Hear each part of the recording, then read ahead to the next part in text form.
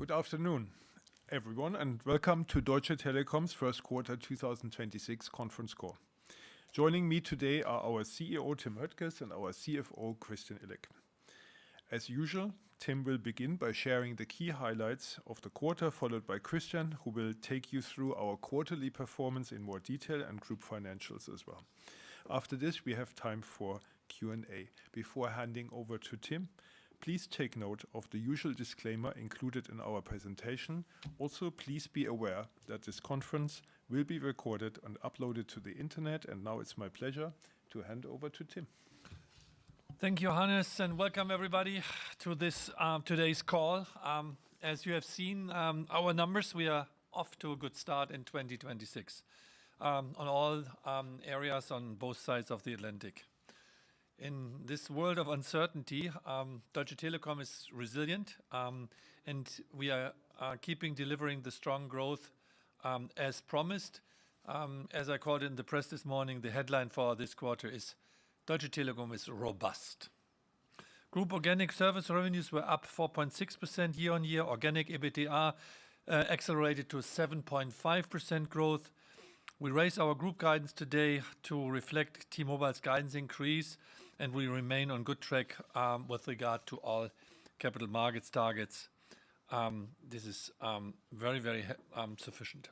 We demonstrate our innovation leadership at the Mobile World Congress. Some of you have seen that.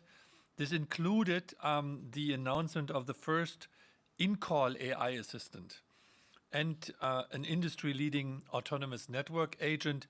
Just two examples, where we are the trailblazer of our industry. Our T-Mobile stake reached almost 54% at the end of April. This is up 2% points from 1 year ago. We used the time here for increasing our shareholding at T-Mobile. As you can see on the next page, our growth remains broad-based. Most notable this quarter is the acceleration in T-Mobile's EBITDA growth, stunning 12% on US GAAP and 10% on an IFRS basis. And this is, almost doubling with regard to the growth from last year, which was 5.3%. Our ex-US segments all grew and in line with our plans. We keep investing in our market network leadership. In the last 12 months, we passed 3.6 million additional European homes with FTTH. We now reach 13 million homes in Germany. Both in Germany and Europe, we see accelerating fiber customer growth. And by the way, we are very close to be market leader, number one with regard to our numbers in Germany and in Europe on the fiber side, which is our aspiration. In the US, we agreed to create 2 additional fiber joint ventures, which are expected to pass 1.8 million homes by end of this year. Our mobile networks remain leading across the footprint. And T-Mobile, by the way, just an example, had the highest ever proportion of switchers who cited network quality as the primary reason to join us. As you can see on the next page, our growth remains broad-based. Most notable and was the US. I'm sorry, that was already the page before. Let's go to the AI and the digital world. On page 7 here, you can see our regular update on AI and on digitization. On October 5th, we will host our promised investor event that is dedicated to AI. It will last the whole day. I will invite all, let's say, my board colleagues, but more important, we will go through all the cases with the respective leaders of our organization and will show the broad variety of AI applications and their implications for our financials in a separate Capital Markets Day event. I don't know whether other companies have done that so far. Even here, I think, we are the first one, at least in our industry, who is going that deep and showing what we are achieving here and what we aspire for.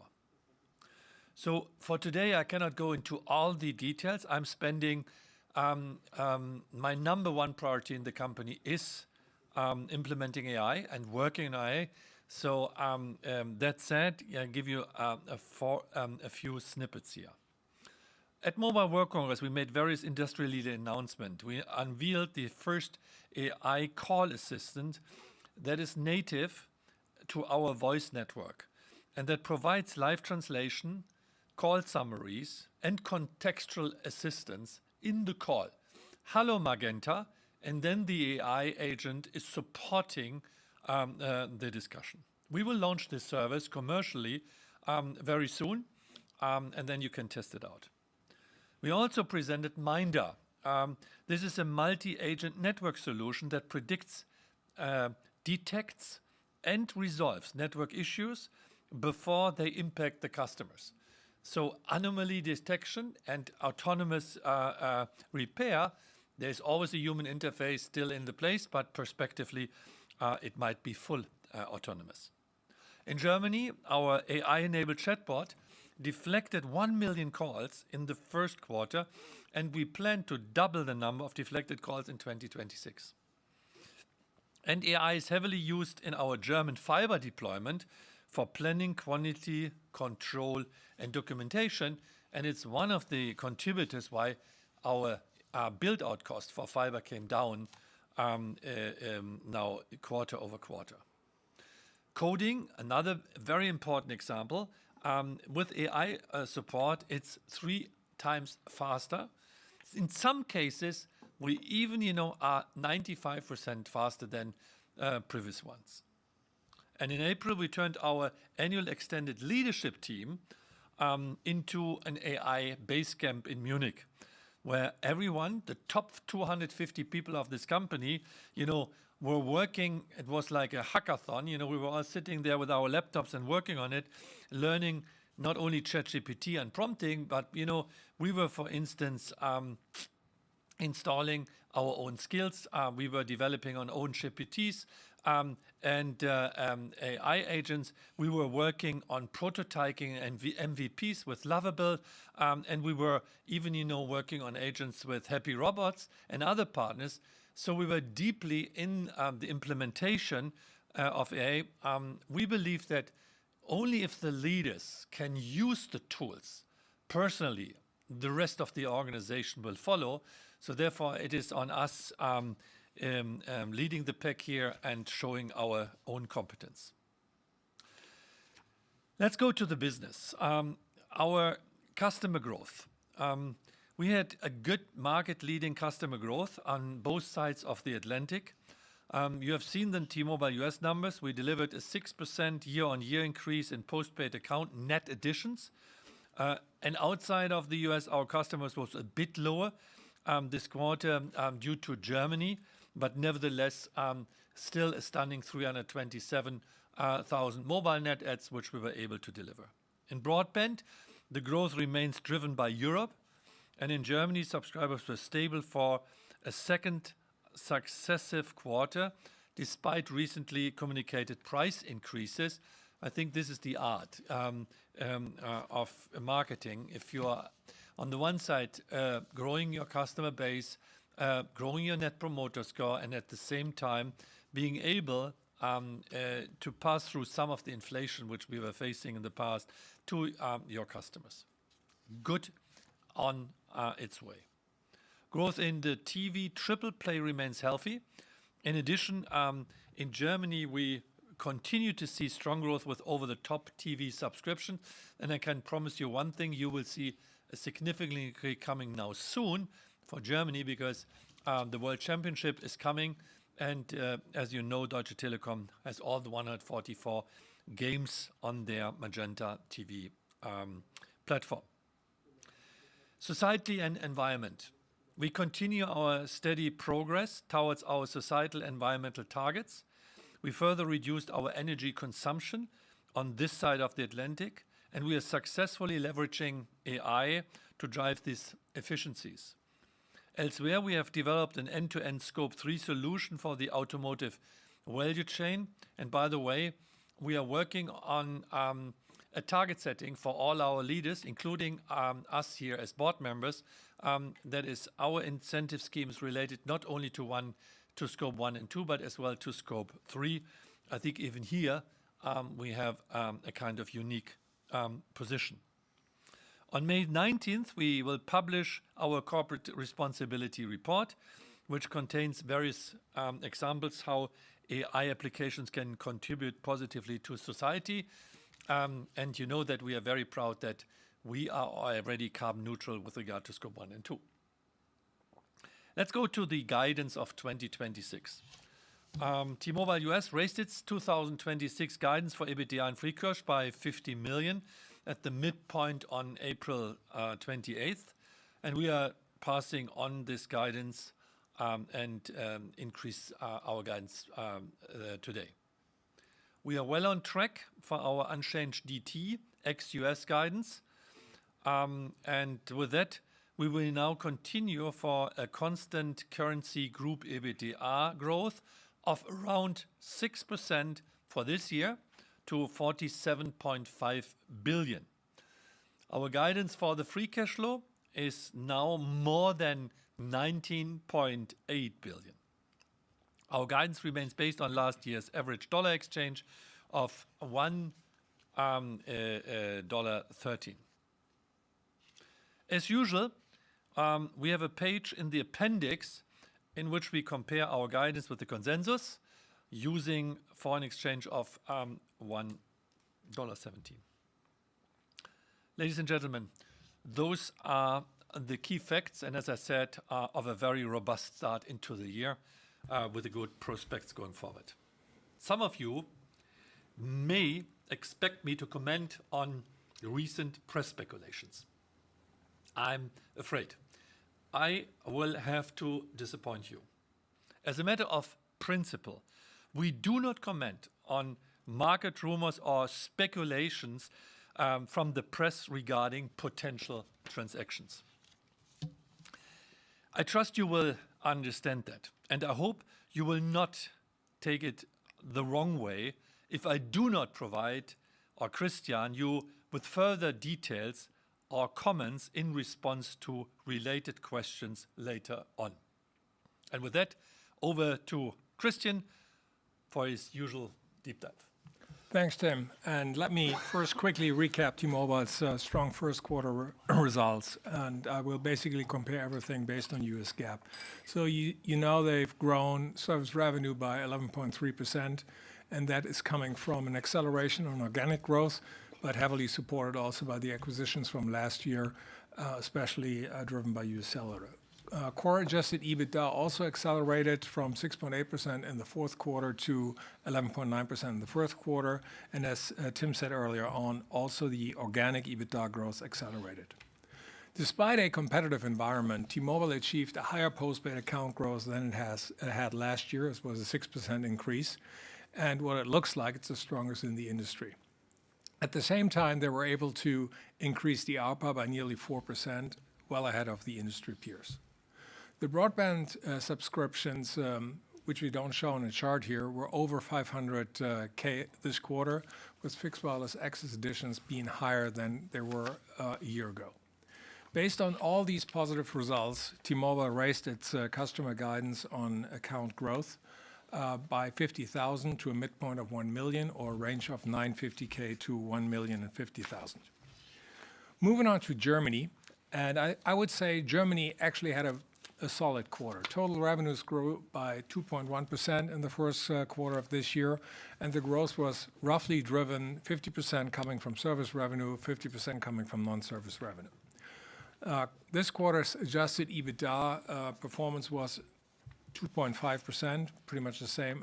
It's the same like we had in the previous quarter, and it's actually along our expectations. The mobile service revenue slowed down a little bit sequentially to 2.1%, but it remained in the guidance corridor, and we are absolutely comfortable to achieve our guidance when it comes to mobile service revenue. Fixed service revenue slowed down sequentially. It was slightly better in the last 2 quarters, but you know that in Q4 and in Q3 we had phasing impacts, negative phasing impacts from B2B. As you also can see in the next page, the broadband revenue remains subdued This is mainly an effect of the customer losses we were facing in 2025. The ARPA still remains strong in the consumer side with a growth of roughly 3%. With our backbook prices, we're seeing a slightly elevated churn. It's kicking in starting from February, so we expect that this impact will last over the course of the second or the third quarter with a peak in the second quarter. Wholesale revenue growth remained in positive territory. ARPA growth continues to offset the volume losses, but please keep in mind the annual price increases for the lower DSL tariffs, as agreed upon with the commitment contracts back in 2021, will roll over starting from the next quarter. Still, we expect that the wholesale access ARPA will continue to grow in the upcoming quarters. So let's look at the broadband base and the subscriber base. What you've seen is we were able to maintain a stable subscriber base in the first quarter, and we're also intending to basically stabilize the broadband subscriber base in the second quarter. But so in any case, given that we have introduced the backbook price increases in April, and we're seeing this, that we expect a higher churn in the next upcoming 2 quarters. So that means if we intend to have a stable broadband base for the remainder of the year, and we have the peak churn in second quarter, the second half should give us better broadband revenue growth figures than we've seen it right now. We launched multiple initiatives on broadband performance, and one of the biggest one with the biggest impact is obviously the fiber penetration. What you can see on fiber is we have a 16% increase in fiber net additions to 148K. And you see also that despite our continuous rollout of 2.5 million households passed, we see an increase in the fiber penetration by 10%. On the TV side, you see steady growth on the triple play. Additionally, we're continuing to add a significant number of OTT contracts. It was 90,000 in the first quarter, so that adds up to close to 120K. And that compares to a complete increase in 2025 for the full year of 344. And we expect, obviously, the OTT performance, but also the triple play performance in front of the World Championship to actually increase. Moving to the German mobile KPIs, customer growth remained solid, but it was a little bit slower than on a quarter-by-quarter basis, especially if you compare it to the previous years. This is partly due to the price increase, which we introduced back in February on the multi-cards, on the third and fourth card. But it may also be an effect of the market growth in this given quarter. We have seen Vodafone, we have seen 1&1. Obviously, Telefonica is coming tomorrow. We will see how this pans out in terms of total growth. The growth in data usage obviously reflects our unlimited propositions, which we feel comfortable with, given that we're expanding the capacity of our mobile network. Moving over to Europe, you see another strong quarter, 33 consecutive quarters of organic EBITDA growth. Service revenue grew by 2.1% on an organic basis, very strongly supported by service revenue growth all up. And here we had an extraordinary strong performance of IT service revenue coming from Greece. The organic EBITDA grew by 3.5%. And if you extract the relief of the Hungarian telco tax from last year, that is pretty much the same run rate as we had last year. Underpinning our financial results, you see our European commercial momentum remains very resilient and positive. You can take a look on the chart on page 20. Moving over to T-Systems. Also, T-Systems remains on a positive track according to all relevant parameters. As we communicated, we will have a slower EBITDA growth than last year. That reflects our investments into future growth opportunities like sovereign cloud and artificial intelligence. But in any case, I think we're feeling really comfortable with their performance. So that is basically my operational review, and then let's look at the reported financials. Obviously, what you see is that the reported financials were impacted by a weaker dollar, and that's been highlighted on this chart here. Despite a weaker dollar, you see that our adjusted earnings per share grew at 8%, So we feel comfortable with the guidance of 10% over the course of the full year. Moving over to the free cash flow bridge, you see that the free cash flow was supported by a lower CapEx spend, predominantly driven by Germany. And we had kind of a drag on the cash flow from operations, and this is due to Forex, a weaker dollar, and 300 million of higher restructuring expenses, which are all related to the US. The adjusted net profit is obviously driven by higher EBIT if you combine EBITDA and depreciations, partly offset by the financial results and taxes. Moving over to net debt, what you can see is the net debt has increased without leases by 1.4 billion. The very strong shareholder remuneration of in total 5.1 billion euros basically could be offset by a strong free cash flow momentum. And I think the increase is purely due to the dollar. And if we take a look at our leverage ratios, including leases, we're well below the comfort zone of 2.75 at 2.64. And I think this continuous performance on the net leverage also led to the decision of Standard & Poor's to increase our rating after 18 years to A-. That makes me happy, as you can imagine. So that is my review, operationally and financially. And I think you, Tim, going to summarize the quarter. No, it was robust, Christian. Okay. And I'm very happy that after 18 years, we are now A-. So what are we doing with the money? That should be the discussion, and our investors have definitely great ideas. So let them question us. Okay, with that, we swiftly move on to the Q&A section, and I'm sure that's a good topic to to debate.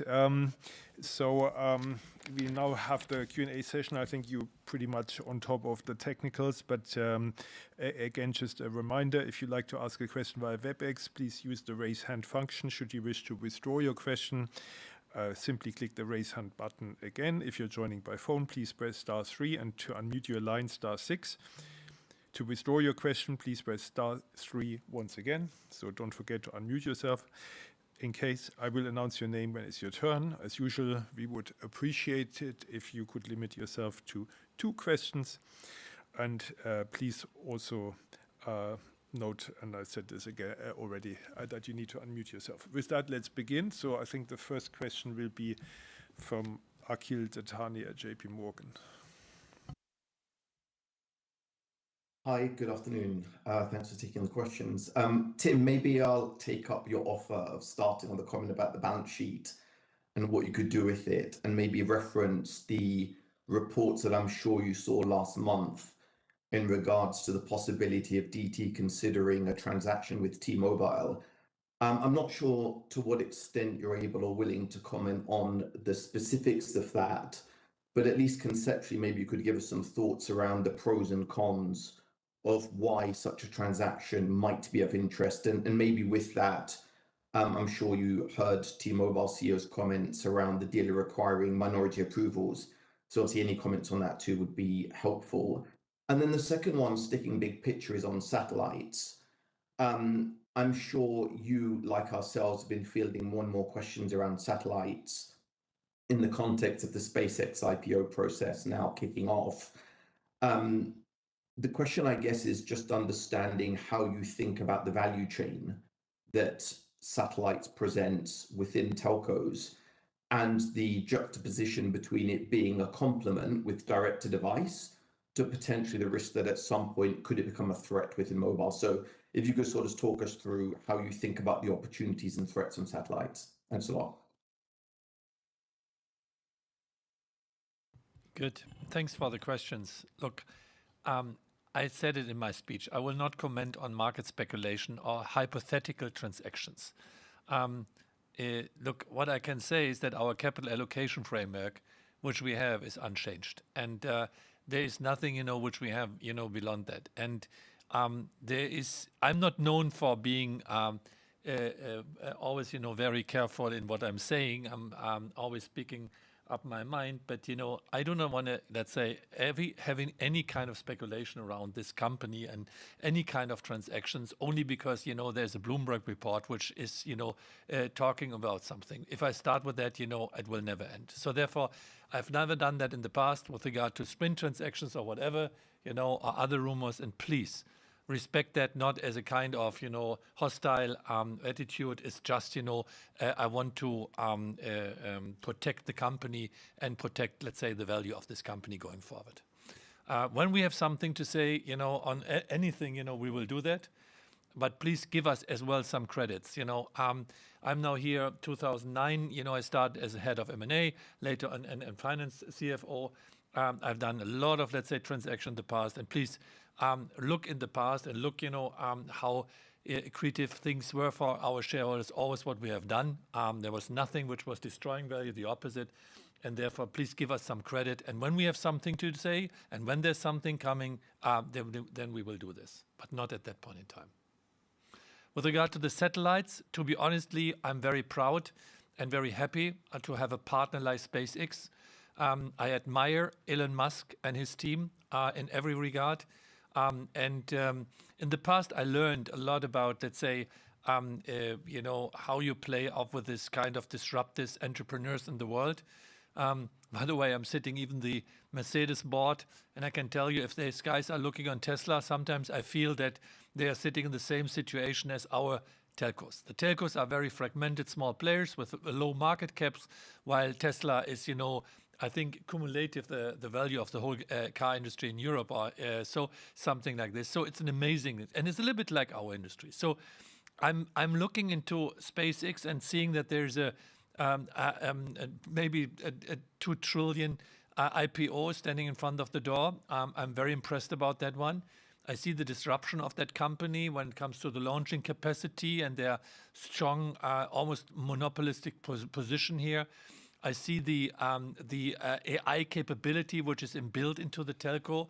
I see the disruptive ideas when it comes to the way of approaching customers going forward. So I see all, let's say, the strength, and I'm very impressed about that one. So the first thing is having these guys as a partner is always a good thing to have. Because if you can't fight the dragon, ride the dragon. Now, is it a dragon? That's the big question, which is in the market. And look, I can tell you we spend a lot of time on this one. I see that 99% of the traffic is terrestrial traffic and will not be substituted, nor it will be even able to handle this from a satellite service. Impossible.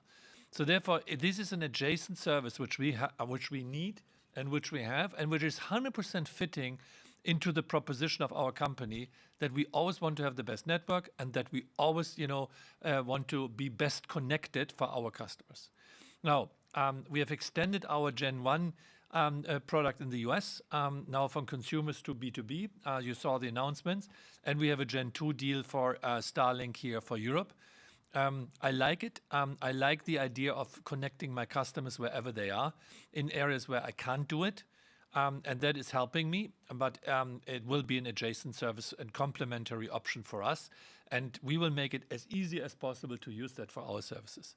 So looking forward, I really want to partner with that customers, but I do not want to throw my destiny into one hand.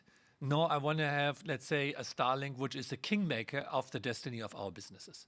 So therefore, we will be open to other satellite companies as well, because that makes sense in the logic. And if you recall my Capital Markets Day presentation about the long-term strategic view, I was talking about network of networks. And that is exactly where this industry is heading to. And therefore, we have to build adjacencies here into our functionals, and that is what we're working on. I'm really seeing that as an upside for Deutsche Telekom than rather, as a cannibalization or a killer, as somebody has written recently. Thank you, Tim. Great, thank you very much. And thanks, Akhil. And the next question is from Mathieu Robillard at Barclays, please. Mathieu? Good afternoon. Can you hear me? For sure. Very well. Thank you. Thank you for the presentation.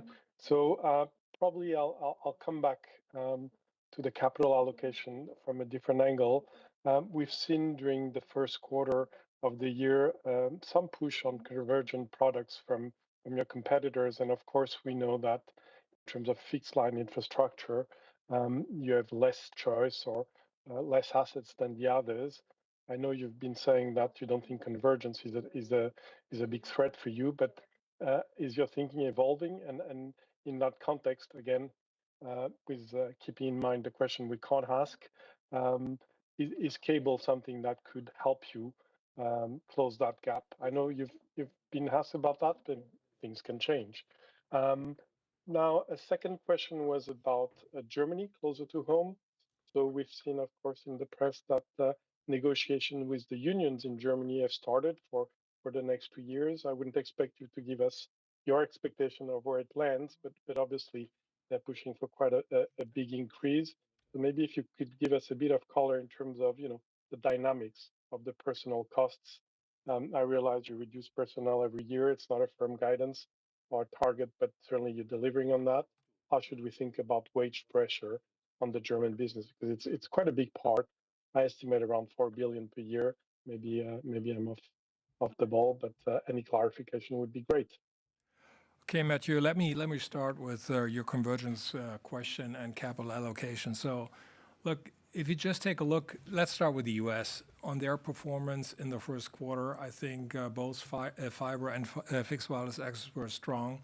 I think the management team reconfirmed the 18 to 19 million subscribers by the year 2030. You've seen that we have expanded our share buyback program to up to another 3.6 billion, which totals then into 18.2 billion US dollars. I think the US team has announced 2 fiber joint ventures, and I think that's their strategy. And I think Srini was pretty clear about whether he's interested in cable, yes or no, and I think he's said in the Q1 call, no. So from a capital allocation strategy in the US, I don't see any kind of changes.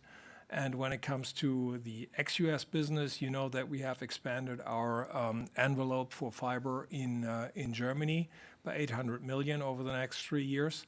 I think we're progressing well along the adjusted strategy, having a stronger focus on full build out of MDUs, but also a stronger build out of SDUs. So from this perspective, I think all what we have said when it comes to capital allocation is primary purposes is as we're doing it right now, and we made a very clear statement, increasing the shareholding in the US, conducting our share buyback program in Germany here on the DT side. So there's no change. When it comes to the tariff agreement, I think it has become public now. We have handed in the first offer towards the social partner. And I think we will have to see how they respond to this. The next negotiation round is end of May, where they're sitting together for 2 consecutive days. Look, I have the expectation, my personal expectation is that we get a balanced agreement on this one. And we have been very clear that we felt the last agreement was too generous. So from this perspective, I think we hope for a better agreement on this one, but it's in the making, and it's hard to basically make comments here from the outside when it comes to the tariff agreement. Thanks, guys. And with that, we move on to David Wright at Bank of America. David, please.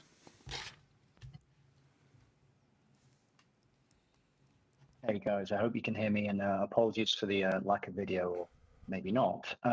So 2 questions. A kind of a detailed one, first of all, just in Germany, or a detailed one, I should say. Your fiber ads have stepped up, and obviously your broadband performance has significantly outperformed your number 1 peer, Vodafone, this quarter, and well, for some quarters. I wondered, is fiber versus cable starting to become a thing, right? Is it starting? Are you seeing the green shoots of fiber versus cable becoming a thing?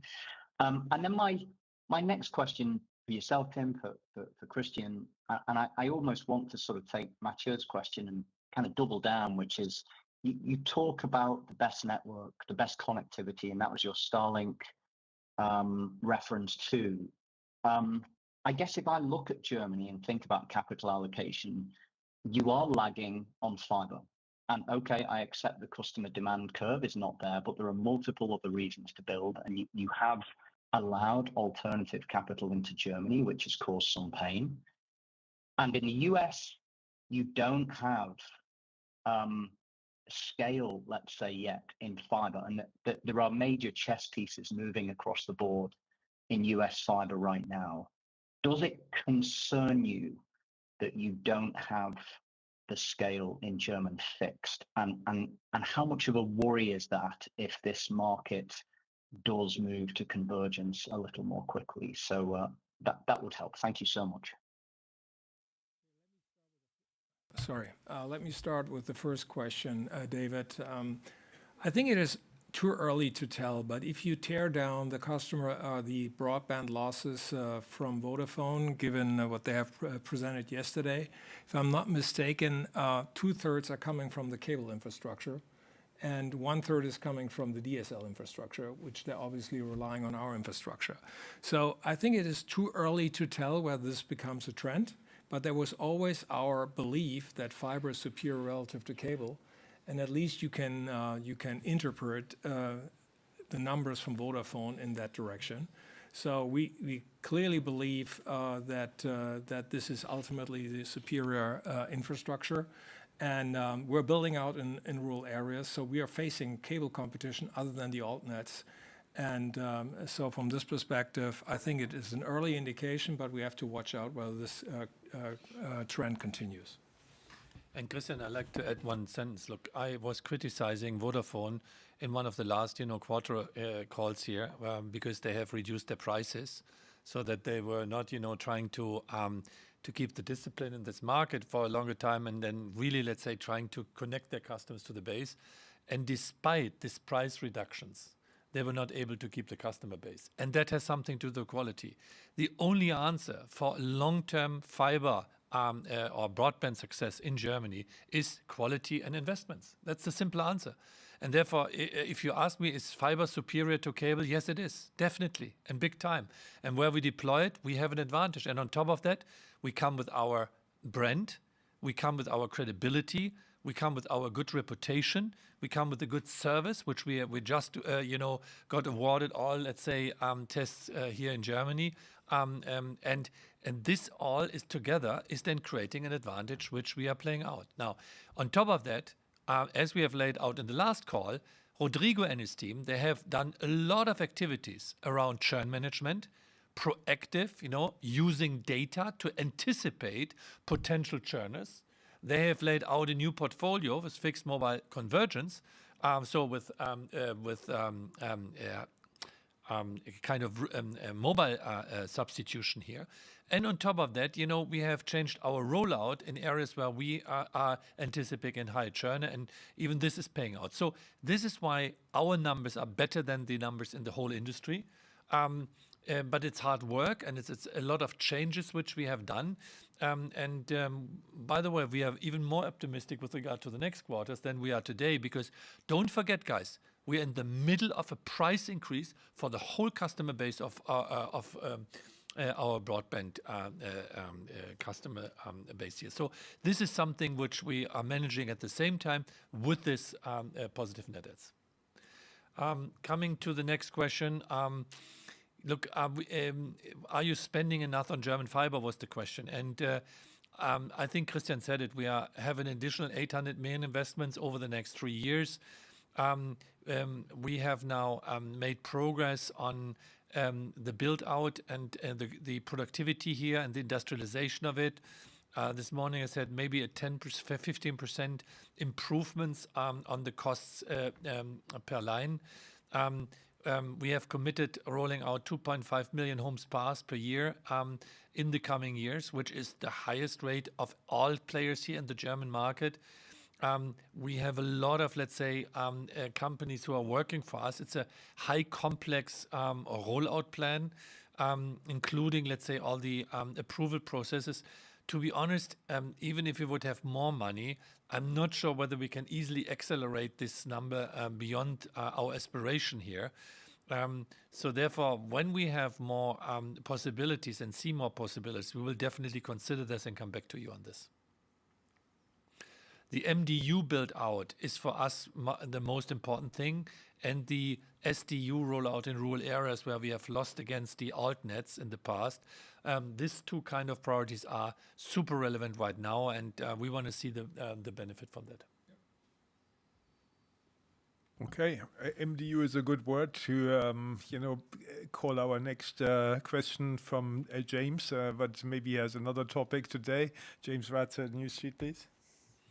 Yeah, thank you, Hannes. And yeah, don't worry, I'll stick to being a stuck record. So I will open up with a question on MDUs then, because that was where I was going to go with the first question. And specifically on the issue of the Vollausbau rule, with the new TKG law draft, I mean, it looks pretty clear that the government wants to do everything it can to accelerate fiber build in Germany. And given your strong balance sheet, I mean, it looks like you have potentially a huge opportunity here to kind of really strengthen your infrastructure position in Germany at a time when the other challengers can't afford to do this. So is this an opportunity you would like to take advantage of, over the next few years to accelerate that build in MDUs, even if it might mean slightly higher capex in Germany?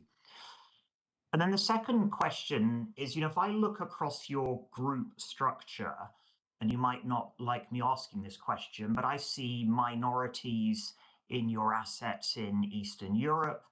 I see obviously minorities in your asset in the US. Do you think having minorities in your assets leads to any inefficiencies in the cost structure of running Deutsche Telekom Group, and you could be running the business more efficiently without minorities in any of those assets? Thank you. Let me start with the second question, James. I think you know that we both, in all three assets you're alluding to, Magyar Telekom, Croatia, and Greece, we're basically pursuing a combined share buyback and dividend approach. So by not selling into a share buyback, we are automatically increasing our shareholding. The second piece is these are not the most liquid assets right now. So right now it is accretive from a net income point of view, but they're not super liquid assets. And it has some advantages if you have joint, let's say, ownership on a given asset, also when it comes to regulation. So from this perspective, I think we're taking the long haul shot by basically creating our shareholding in all of these three assets by not selling into the share buyback. But we have no intent to actually squeeze out the minorities in either of these three assets.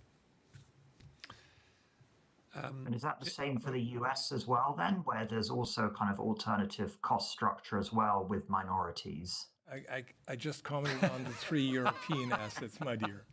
By the way, we have Nice said. try. By the way, we have said that we are considering, always, to step up. And what we're doing right now is increasing our shareholding in the US. And we mentioned 54% already. So the answer is in principle, yes, it always depends on our assumption about what is the value of the US and what is the growth prospects and the value. We are investors like you are in this regard and looking to opportunities here as well. I mentioned that already in, I think, two quarters ago. Let me come to your question, James. You're right. The direction from our policymakers is very clear. Germany wants to accelerate fiber rollout and particularly improve the economics and the execution speed in the multi-dwelling units. And from our perspective, this is fundamentally positive. Germany needs faster digital infrastructure deployment, and we need a regulation which is supporting the investments and not slowing them down.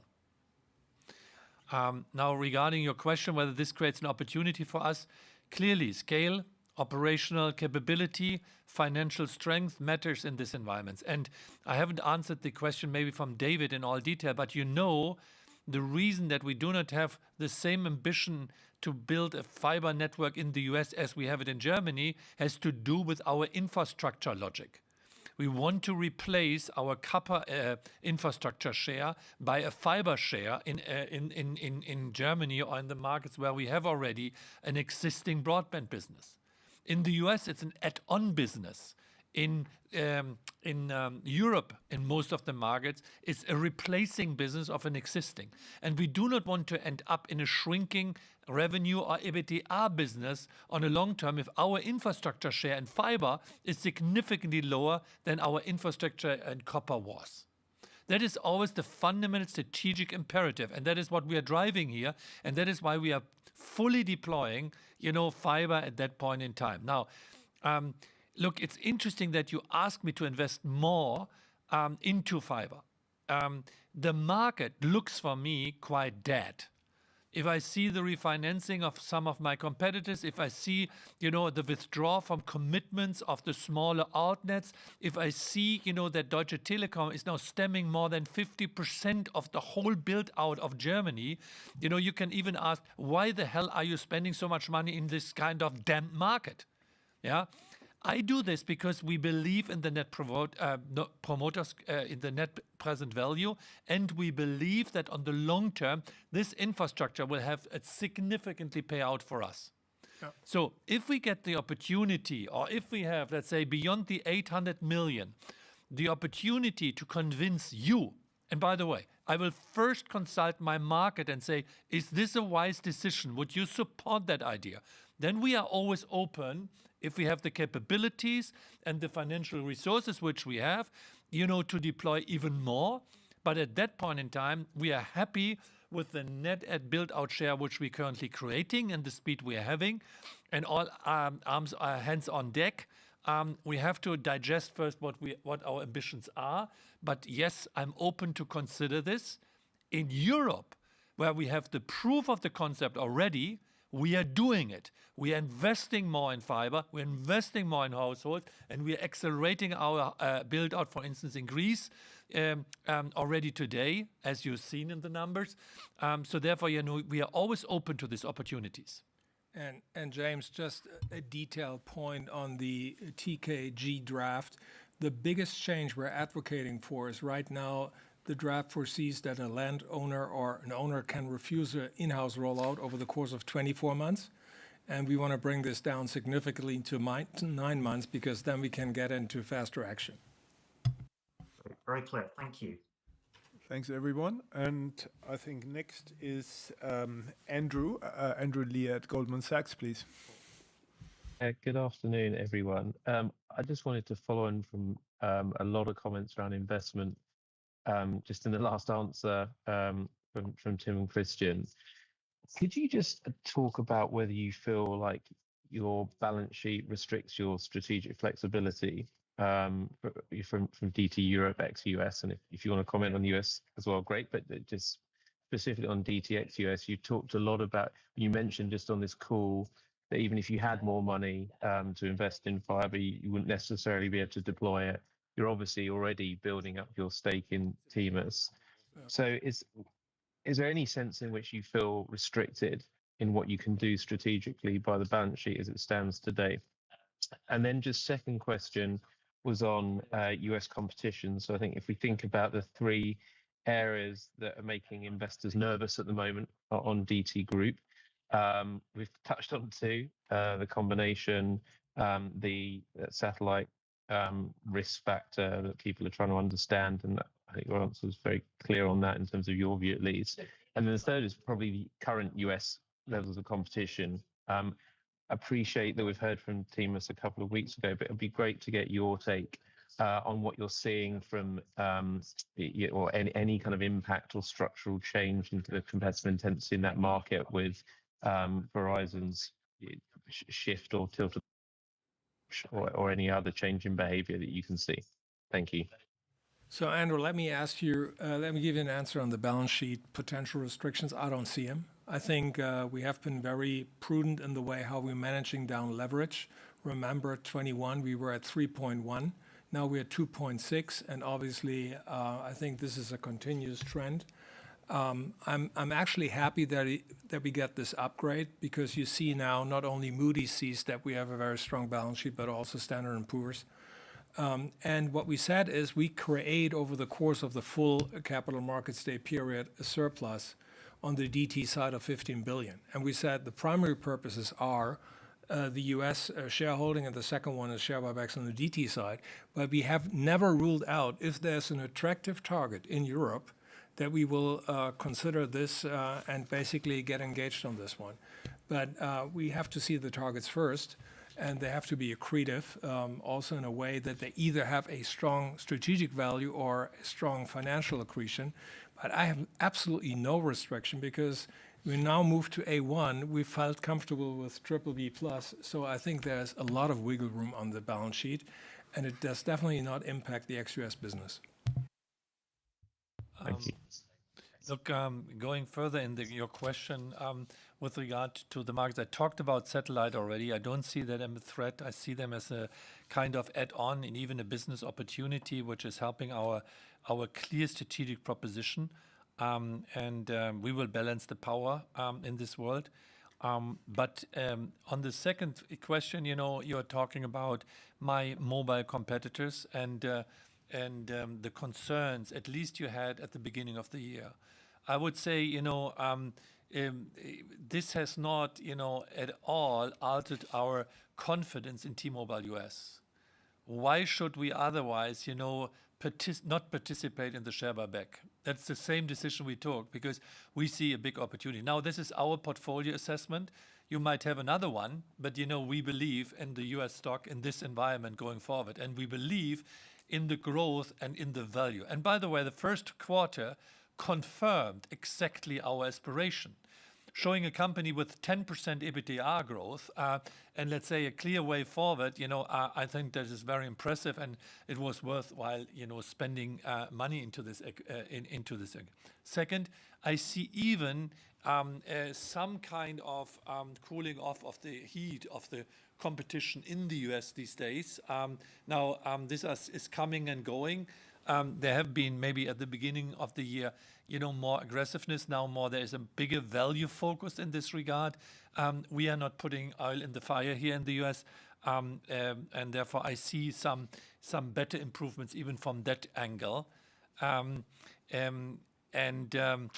So therefore, we have a moderated competition, I would say, going forward, but never know what's happening during the course of the year.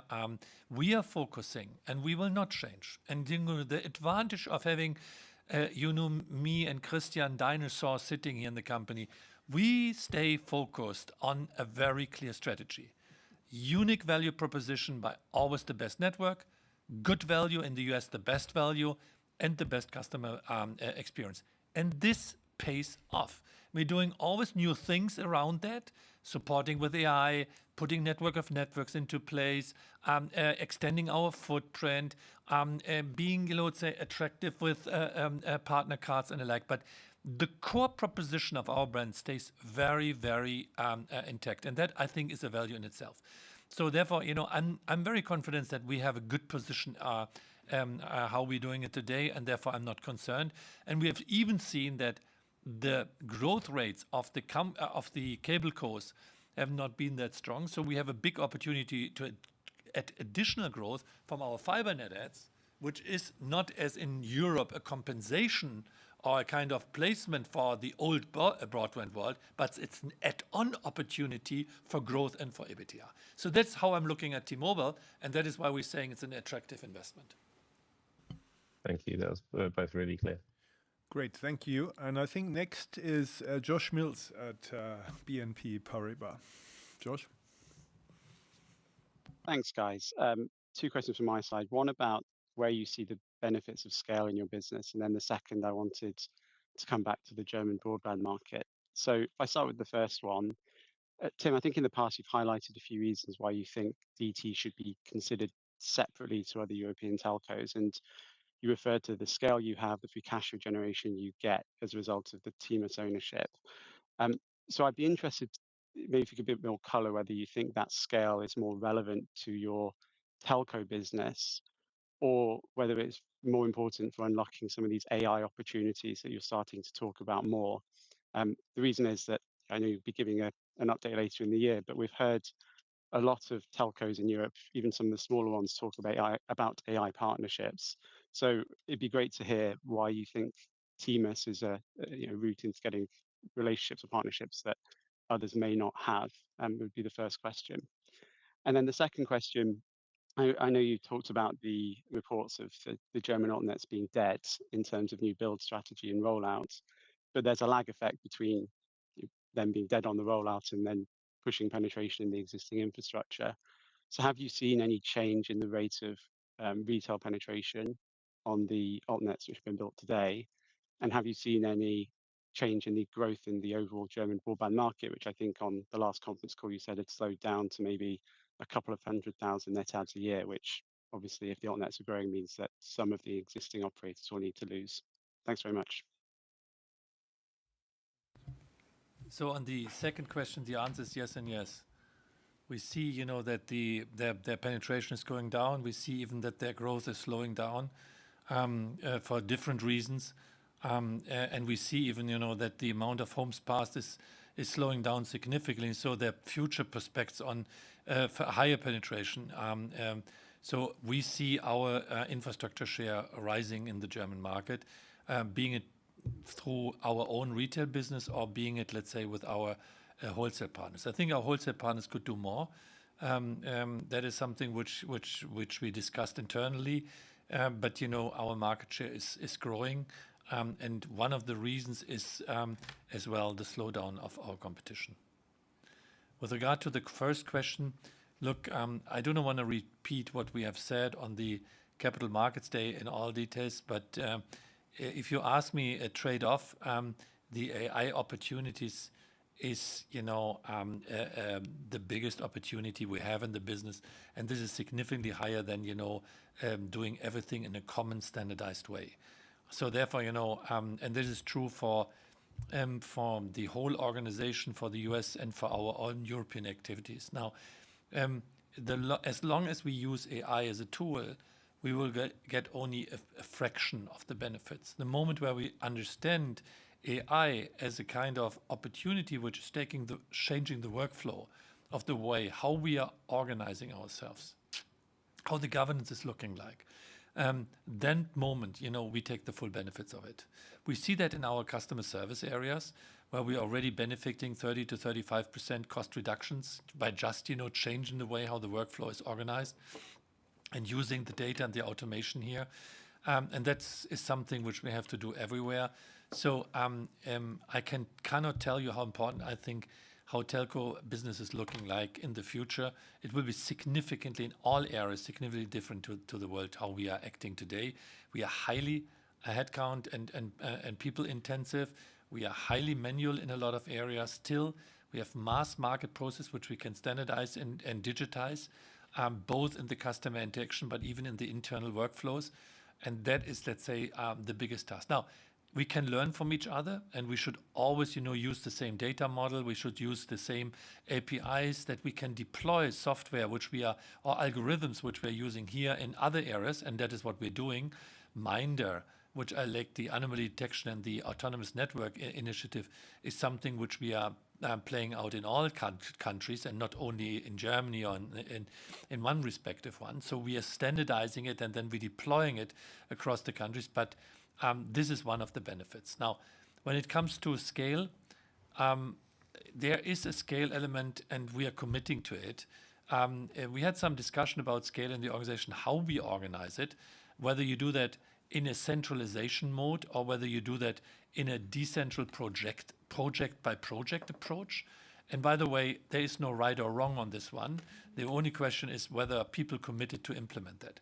We are committing 400 million for within the capital markets envelope, just on the scale side already today. I can now repeat it, but I do not want to eat the time here from everybody. This is network at scale in the main area where we are standardizing certain functions in our operations. And if you have maybe the time later on, I can give you the details of it. But Christian, you are now. Let me give you three practical Horizon 1 examples for scale. One is obviously procurement. We're rolling out a common procurement approach across the European NatCos, so that we treat and consolidate demand in a similar or same fashion, and we're going to lock this into the IT systems in a way that you really have standardization being built into the machine. The second one is, look, we have 3 international traffic networks. there's scope for consolidation across the European focus. Obviously, there's network modernization to come, so there's a big effort underway to standardize this when it comes to how do we basically do multi-carrier aggregation across the different netcos, but also how do we consolidate vendor demand and standardize this in a certain direction that not only gives you procurement opportunities, but also supply chain opportunities. So that's the, I would say, very hands-on scale opportunities which we have to standardize across the organization. The key point is we have to standardize the process. That doesn't mean that we have to centralize the organization.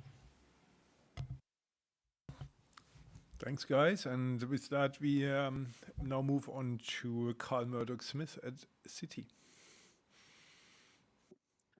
That's great. Thank you very much. Two questions on Germany, please. One on ARPU and one on CapEx and FTTH rollout. So in its results yesterday, Vodafone reported that its broadband inflow ARPU is now up 30% year on year and is now above backbook ARPU. I was wondering if having a competitor making that level of change to its front book pricing, that creates an opportunity for similar increases across the sector. So I was wondering what is happening to your inflow ARPU. And then secondly, on CapEx and FTTH rollout, I know you've said it's just phasing and will normalise through the year, but the lower CapEx in Germany in Q1 was quite stark. And then also looking at the FTTH penetration ramp up on slide 17 of the results by 70 basis points in the quarter to 17.1%. That's despite FTTH net adds being within the range of previous quarters. So it therefore looks like it's something to do with the denominator and that fibre build has slowed in Q1. Is that the case, explaining the lower CapEx in Q1? Obviously, Q1 is typically quite cold. So is this simply a weather-related slowdown that you'll catch up on going through the rest of the year? Thank you. Okay, maybe I start with the inflow ARPU. I mean, so you see our B2C ARPU up 3.1% year on year, right? So clearly, we have a positive momentum on the front book versus the back book.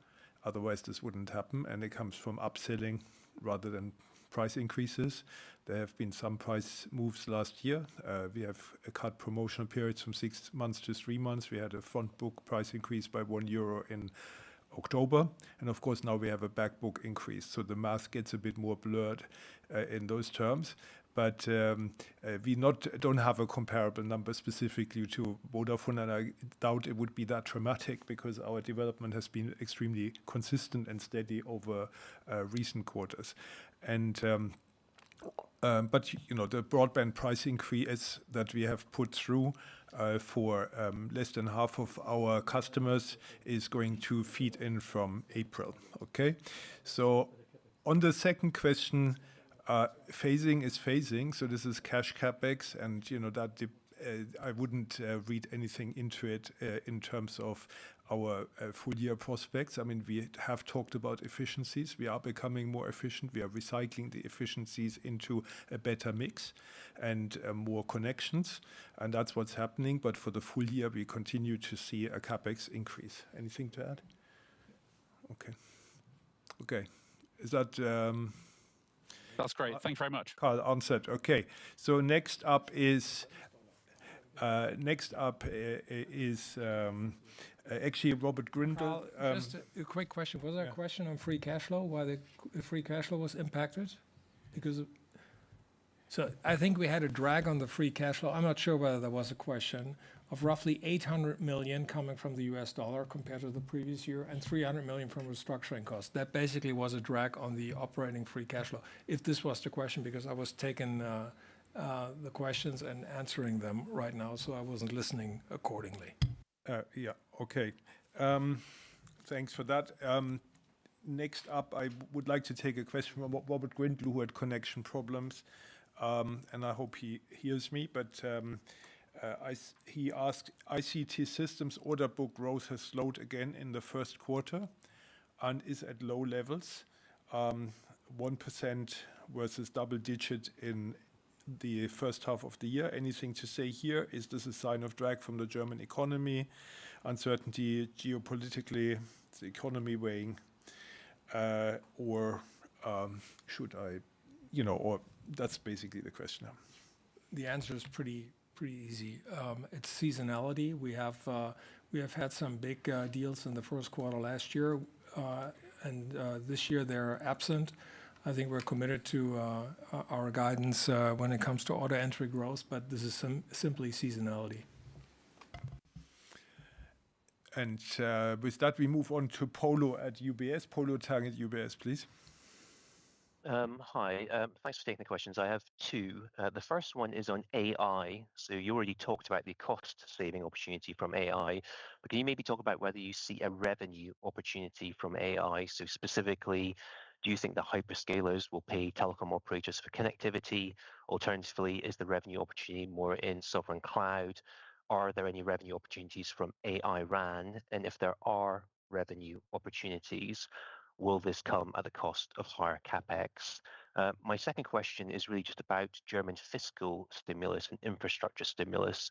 So now that we're 1 year in, what is your view on how this is affecting both DT, but also the broader German market? Thank you. Let me ask for the first question. By the way, you are asking a big question for a long-term perspective of our industry. And if you ask me, do you see that tomorrow? I would say less of it. If you ask me with regard to the opportunities long-term, and now we're talking to the connectivity-related AI volumes, I would say definitely yes. Now let me talk first about the area of connectivity. AI requires super large data movements. It requires low latency.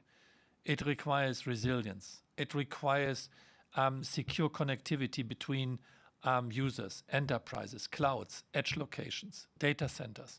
We see this huge traffic. Every data center is, empowered by a 400 gigabit data connection, and we have in Munich we have 2 of them. So this is all fundamentally positive for telecom networks. So therefore, I would be careful, however, with the idea that hyperscalers will simply pay telcos, a new premium for connectivity in a very generic way. So therefore, we have a kind of arm twist here, which we have to play out. But I believe that enterprise-grade quality and that the security, latency, all these issues, they are capabilities, maybe even on a token-based logic, to be monetized in this new ecosystem. In the past, we had voice, then we had video, and now we have as well AI in the networks. And this is a clear opportunity for our industry. Second, the area for me is around businesses in AI. Take sovereign cloud, super relevant for us here in Europe. I can tell you, I said it this morning, our Blackwell 200s are sold out in Munich in the data center. Our RTXs are something in the vicinity of 40% utilized after 3 months. We are considering expanding the data center already today, which requires, apart from the chipsets as well, energy throughput. So we see that many enterprises, the public sector, wants the benefit of AI. So, but they want it with a clear requirement on data sovereignty, compliance, security, operational control, which we are offering today. So yes, there's an opportunity for additional growth. And by the way, we're seriously investing into this one. The third idea is, the idea of AI for customers. Look, if you go to a customer and show them, a kind of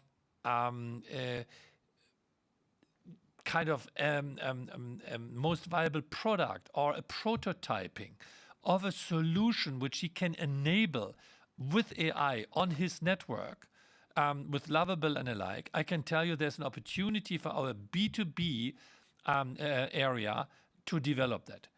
On the T-Systems, we are already monitoring it and monetizing it. Look, digital services. Digital service at T-Systems, which is the second leg, is mainly driven by this AI-driven applications. On the B2B side, for the SMEs and for the large enterprises which are not covered by T-Systems, I have to say we are at the beginning. We have to work on this one, but I see even here, an opportunity for growth. To be honest, this is something where we have to get a commitment behind that. I hope that until the 5th of October, we can give you a clear guide on this one. I do not want to commit something here which I, at the end of the day, cannot deliver. But seriously, we see it just on these three angles a big opportunity going forward. Okay, let me try to answer the second question on the fiscal stimulus. As you know, we have basically we will use this stimulus of roughly $500 million over 3 years by increasing our fiber envelope. So we will utilize this. But if you take a look to the overall German market sentiment, I would say it's not really good. It has come down. So if you take a look at the forecast for the GDP growth in Germany, it's trailing somewhere in between stagnant to 1%. I would say the midpoint is 0.5% growth. Consumer sentiment has not really increased. It's at maximum stable. And what we're going to see is that the number of insolvencies in Germany are on a multi-year high. So how does that impact DT? I think we're impacted on the insolvencies and on the bad debt figures. This is not detrimental to us, but you can see it in the numbers.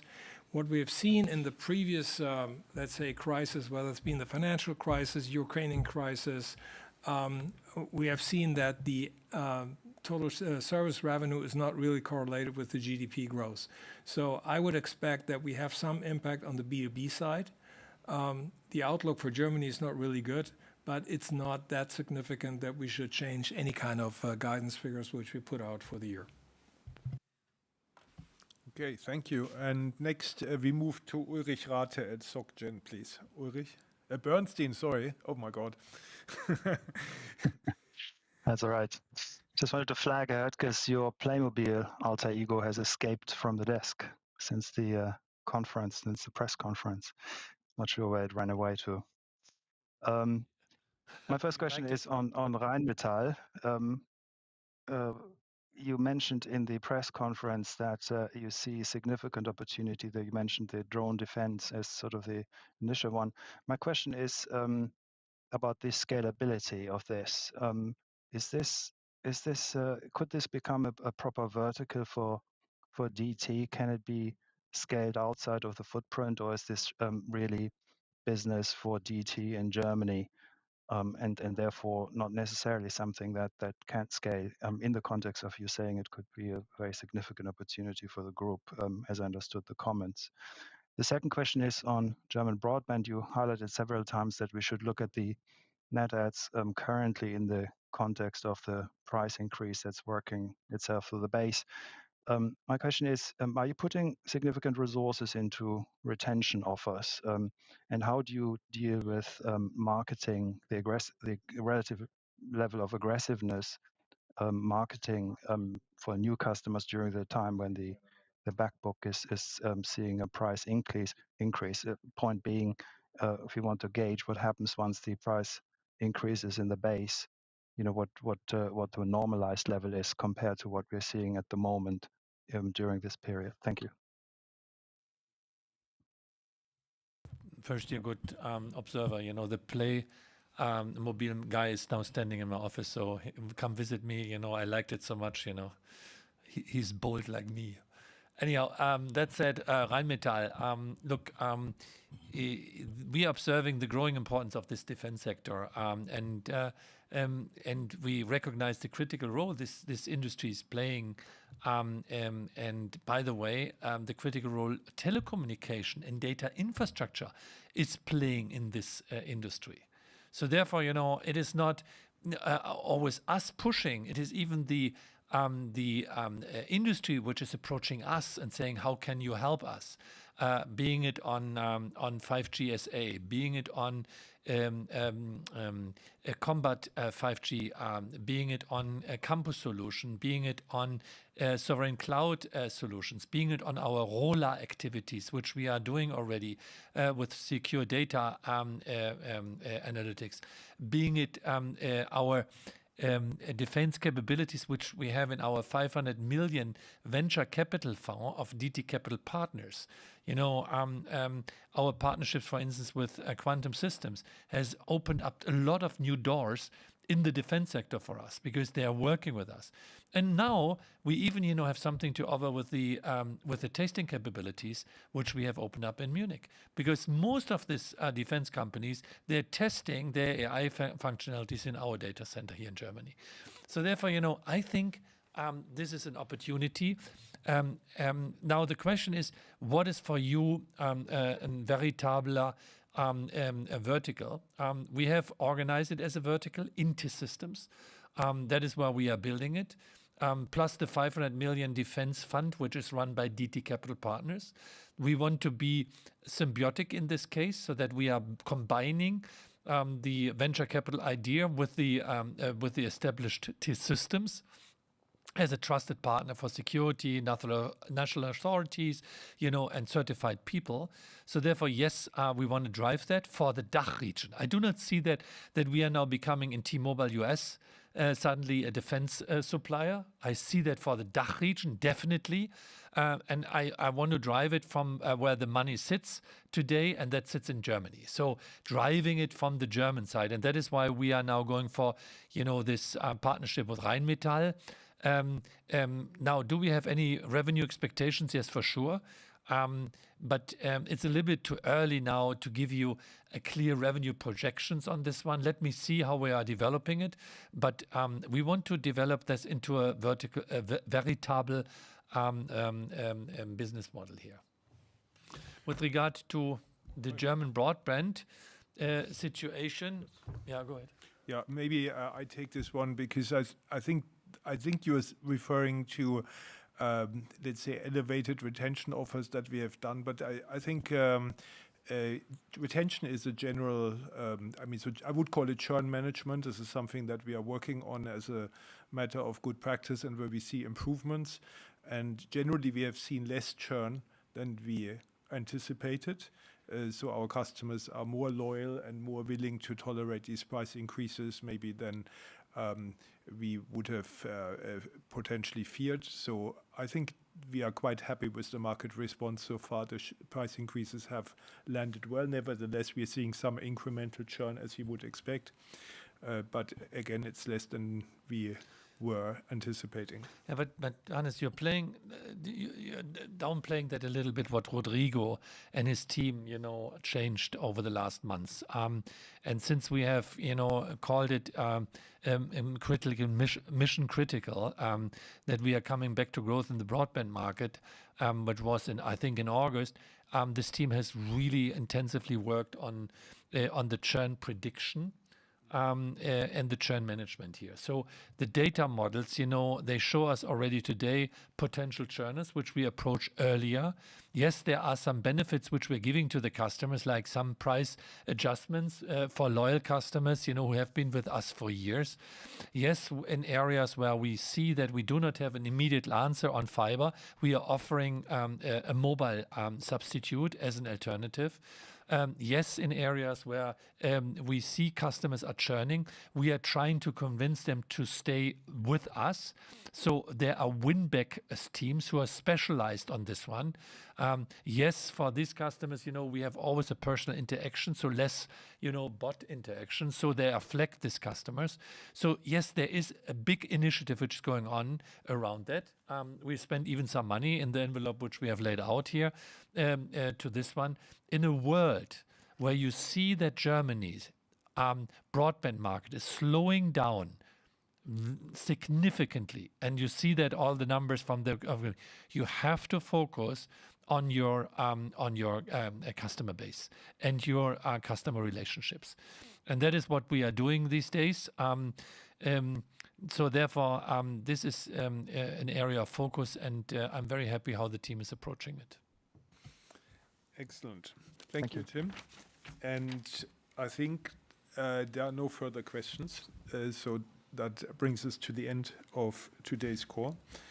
Thank you very much, everyone, for your participation. And should you have any further questions, please do not hesitate to contact the Investor Relations team. We wish you all a very pleasant day and look forward to speaking with you again soon. See you Bye-bye. soon. Bye. Bye-bye, guys.